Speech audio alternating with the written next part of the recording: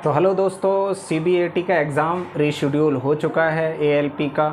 और जिसका रीशेड्यूल हुआ है किस तरीके से तैयारी करनी है, कैसे तैयारी नहीं करनी है, अब उस पर पूरी डिटेल में बात होने वाली है। सबसे पहली बात। दूसरी बात, जिसका रीशेड्यूल नहीं हुआ है उसे क्या करना है, सबसे पहले इसी पे बात कर लेते हैं। तो भाई जिसका रीशेड्यूल नहीं हुआ है, आपको अभी तक पता लग गया होगा। लॉगिन पे क्लिक करके वहाँ जा कर के सीबीएटी रीशेड्यूल अगर आपका नहीं दिखा रहा है तो आप समझ जाओ कि आपका रीशेड्यूल नहीं हुआ है। और जब आपका रीशेड्यूल नहीं हुआ है तो भाई साहब आप लग जाओ नेक्स्ट एग्ज़ाम की तैयारी पे। जो एग्ज़ाम आपका या एनटीपीसी अंडर ग्रेजुएट अगर आपका लगा हुआ है तो आप उसकी अच्छे से प्रिपरेशन में लग जाओ। इसका कोई पता नहीं है, क्योंकि अभी थोड़ा सा टाइम लगने वाला है। इतना वेट करके अपना टाइम वेस्ट करने की कोई ज़रूरत नहीं है। अब आते हैं जिसका एग्ज़ाम रीशेड्यूल हुआ है। तो जिसका रीशेड्यूल हुआ है उसको कैसे तैयारी करनी है। तो भाई साहब आपको सब कुछ पैटर्न पता लग गया होगा कि मेमोरी में किस टाइप के क्वेश्चन आ रहे थे। डिफरेंट टाइप्स के क्वेश्चन थे, हड्डी पत्थर वाले सवाल थे, बहुत सारे अलग अलग तरीके के क्वेश्चंस थे।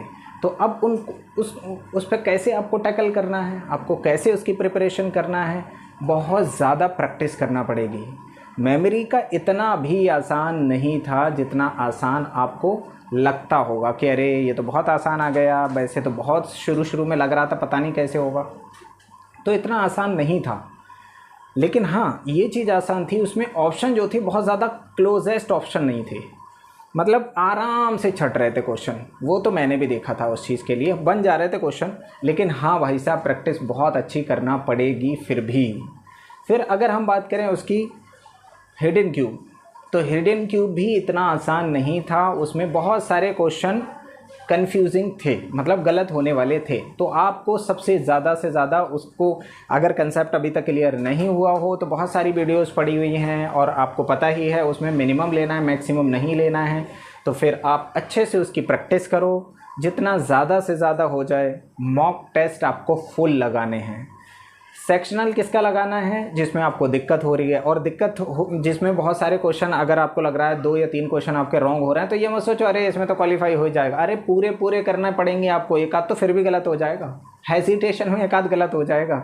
तो आपको उसकी प्रैक्टिस ज़्यादा करना पड़ेगी। फुल मॉक लगाओ, सेक्शनल लगाओ। फिर आता है वॉच टेस्ट।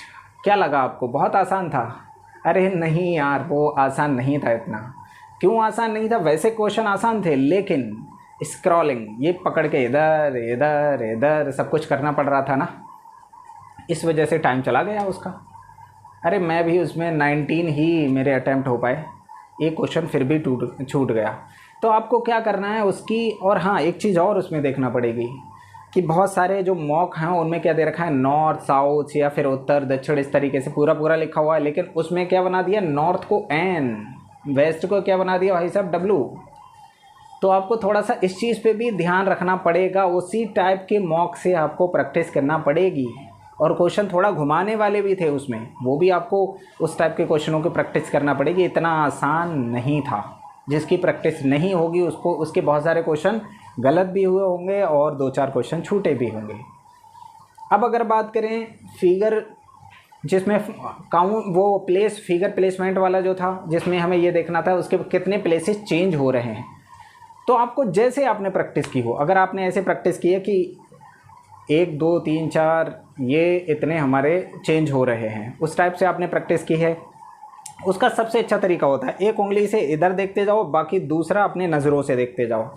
बाकी मैं आपसे कहूँगा जैसे आपने प्रैक्टिस की हो आप वैसे उसको प्रैक्टिस, ज़्यादा से ज़्यादा प्रैक्टिस उसकी करो। जैसे आपने प्रैक्टिस की है वो आ जाएगा हैबिट में। और 6 मिनट में 60 क्वेश्चन बड़े आराम से 6 या 7 मिनट में हो जाते हैं, करोगे अगर आप तो। लास्ट वाला जो था उसमें बहुत ज़्यादा क्लोजेस्ट ऑप्शन थे, बहुत ज़्यादा क्लोज। उसमें भाई साहब बहुत सारे लोगों को दिक्कत हुई थी। किसी के 40, 42, 50, ज़्यादा किसी ने किया तो 60, बहुत सारे लोगों के अटैम्प्ट हुए हैं। और एक बच्चा तो मेरे साथ, एक लड़का ऐसे बैठा हुआ था, वो बोला कि मेरे पार्ट ए में तो 80 मार्क्स हैं, लेकिन भाई साहब उसको बैटरी नंबर 5 में बहुत दिक्कत हुई। बोला पता नहीं निकलेगा या नहीं निकलेगा। ऐसा एक बच्चा नहीं होगा, बहुत सारे लड़के ऐसे होंगे। तो इस चीज़ का आपको ध्यान रखना है कि उस पर प्रैक्टिस ज़्यादा से ज़्यादा करना पड़ेगी। आपको अगर टेस्ट सीरीज़ ख़रीदना पड़े तो आप लेकिन अगर आप टेस्ट सीरीज़ ख़रीदना नहीं चाह रहे हो तो भाई साहब दिक्कत होने वाली है। टेस्ट सीरीज़ तो होना चाहिए, बिना उसके आपकी तैयारी होने वाली नहीं है। या फिर आप क्या करो, अपने किसी दोस्त से या फिर जैसे भी आपको बने, आप क्या करो, किसी की भी पासवर्ड ले लो, अनलिमिटेड वालों का अगर आप लेना चाह रहे हो, या फिर बहुत सारे हैं, लेकिन भाई साहब लेना वही जो थोड़ा एग्ज़ाम रेलेवेंट हो। ऐसे वैसे लेने से कोई फ़ायदा है नहीं, ठीक है। तो आपको अभी तक पता ही लग गया होगा कौन अनलिमिटेड बेस्ट है। वैसे तो और भी हैं, जुगल साइको क्लासेस करके बहुत सारे हैं, एक एनके करके हैं, उनका भी बेस्ट है। तो वही चीज़ है, आपको उस चीज़ को देखना पड़ेगा। लेकिन भाई साहब टाइम वेस्ट करने का नहीं है, this is your last chance. उसके बाद फिर कुछ नहीं है। अगर अभी कुछ नहीं हुआ, अभी टाइम वेस्ट कर दिया, तो सब कुछ वेस्ट। तो इसीलिए दिन रात लगना है, चाहे गर्मी कितनी भी लगे, लाइट हो ना हो, प्रैक्टिस आपको ज़्यादा से ज़्यादा करना ही पड़ेगी। और भाई साहब लैपटॉप अगर आपके पास नहीं है तो भाई साहब कैसे भी अरेंज करो, कुछ भी करो, करना तो पड़ेगी प्रैक्टिस। बिना प्रैक्टिस कुछ भी नहीं होने वाला है, ठीक है। और फिर हाँ, एक चीज़ और, 1 मिनट जब मेमोरी का पेपर शुरू होता है, जब मेमोरी सबसे पहले खुलता है मेमोरी का, तो उसमें क्या होता है, 1 मिनट तक वो बोलते रहते हैं, अरे भाई सुनील का लॉगिन नहीं हुआ, अरे भाई उनका लॉगिन नहीं हुआ, लॉगिन करवाओ, अरे जल्दी करो, अरे लॉगिन करो, अरे वो बोलते ही रहते हैं, अनाउंसमेंट चलता ही रहता है। तो भाई साहब ऐसी आपको प्रैक्टिस करना पड़ेगी कि आप डिस्ट्रैक्ट ना हो उस टाइम।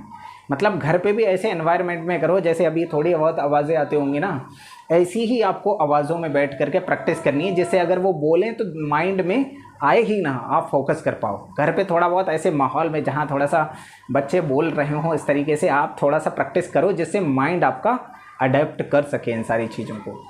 तो भाई साहब अगर ऐसे माहौल में आपने कर दिया तो वो कितना ही बोलते रहें, आपका फोकस एक ही जगह होगा, क्योंकि आपको मेमोरी को लर्न करना पड़ेगा।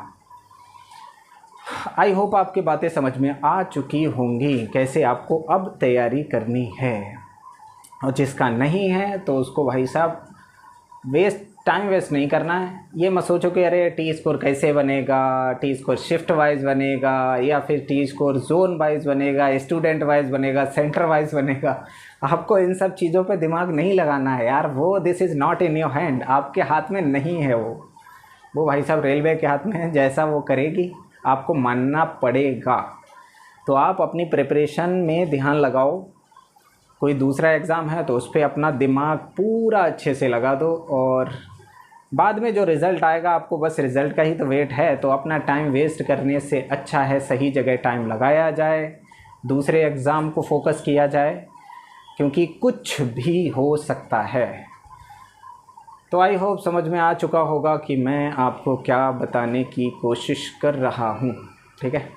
मिलते हैं फिर, यहीं तक यही सारी बातें आपको क्लियर करना थी, और अच्छे से एग्ज़ाम देना, और मिलते हैं फिर नेक्स्ट वीडियो में। Thank you.